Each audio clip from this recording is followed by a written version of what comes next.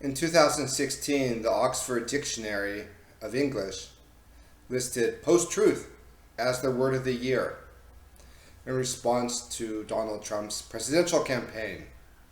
Now, Trump didn't invent the concept of post-truth, but he was able to explain it, articulate it, and identify something that had been there for a long time that was inevitable, that needed to be identified, articulated, and called out. And in many ways, now I consider myself a postmodern thinker. But just like it's possible for somebody to be a Marxist, but separate themselves from the extreme communism of Maoist groups, for example, I think it's also as possible to be a postmodernist while not going as far as some of the crazy and lunatic fringe of postmodernism.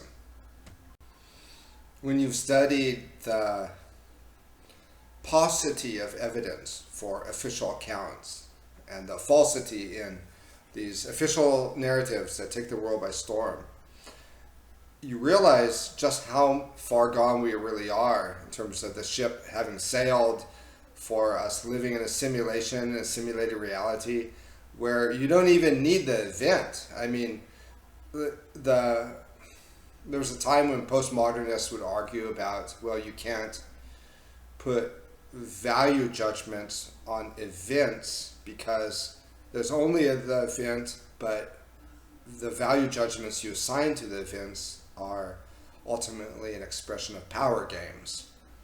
So the example I used in another video was, according to postmodernism, there's no great tradition, there's only tradition. But now, when you look at things like September 11th, global warming, AIDS, Corona circus, you realize that you don't even need the event. All you need is just the perception of the event. And that perception of the event is what steers reality.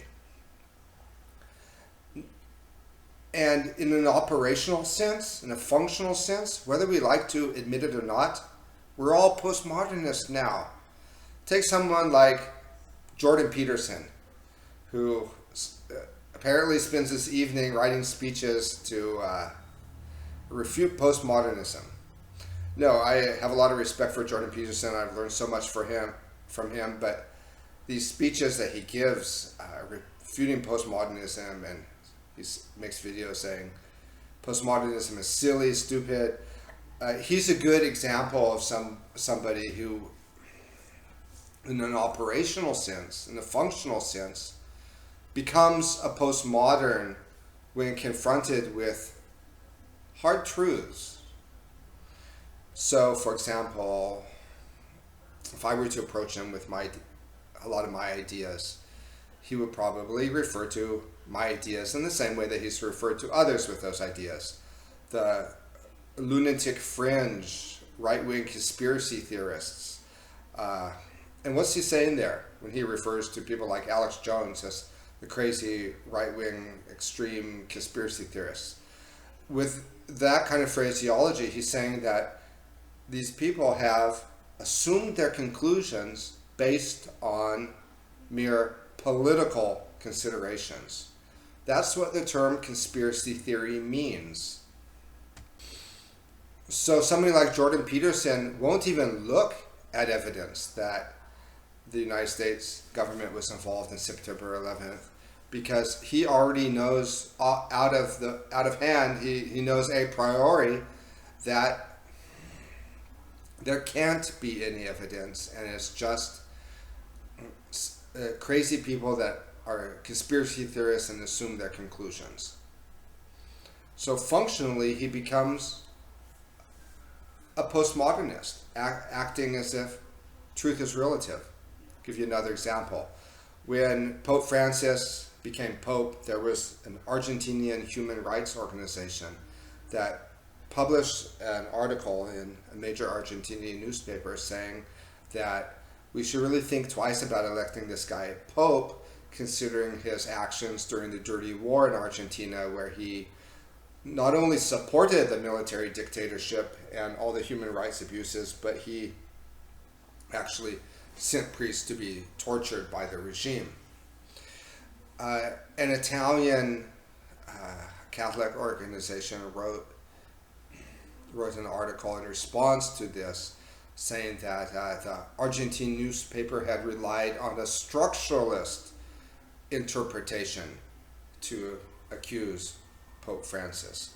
And by structuralist, I assume they mean Marxism. I mean, there's many kinds of structuralism. It doesn't mean that it's Marxism necessarily, but Marxism is a type of structuralism. It offers an analysis that looks at structures in the society. But just like the dirty war in Argentina, they were using the excuse of communism and equating communism and Marxism and using that as an excuse to kidnap and torture anybody who even advocated for democracy, anybody who wanted elections, anyone who wanted political parties. They were labeled with the phantom of communism. Just like in Central America, just like in Guatemala, anybody who wanted elections, anybody that wanted political parties, anybody that even wanted a free political voice was labeled as a communist. So it's the same thing that's going on. But what are they really saying?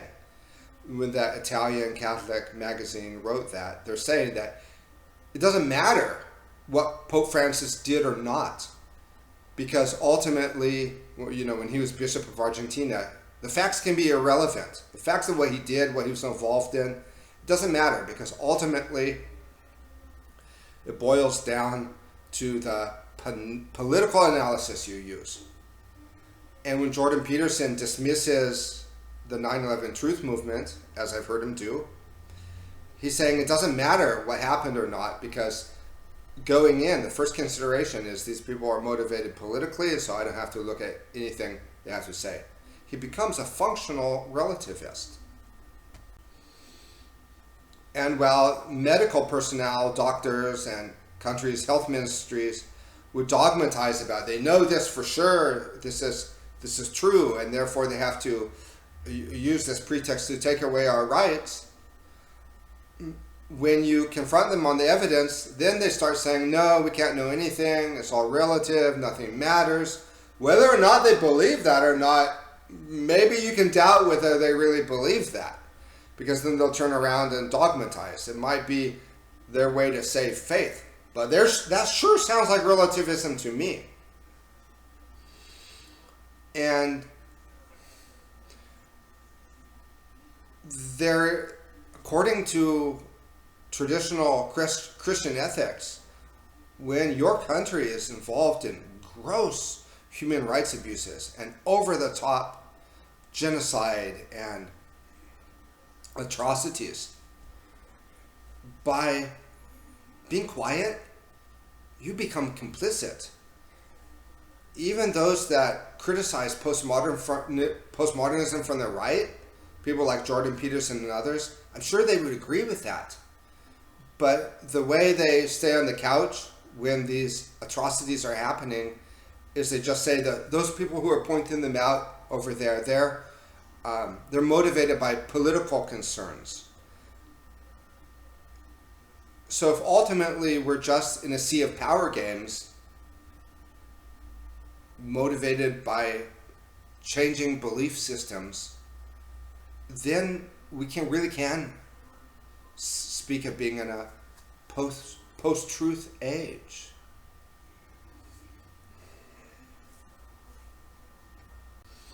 Now, I think some postmodernists go too far, and they don't realize the effect of their actions, because intrinsically, I do believe in the protocols of science.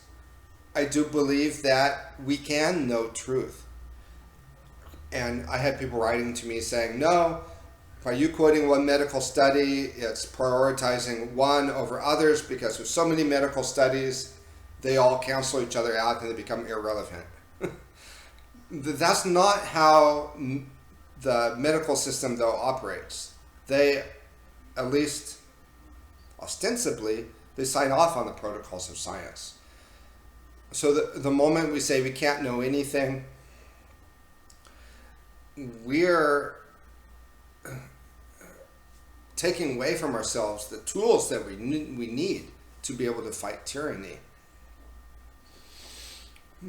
But in an operational sense, I think that you can say that we're living in a simulated reality. You don't even need the event anymore. All you need is the perception of the event.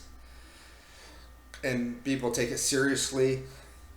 And even those who might deny it, when faced with uncomfortable truths, they become functional postmodernists. Like the examples I gave.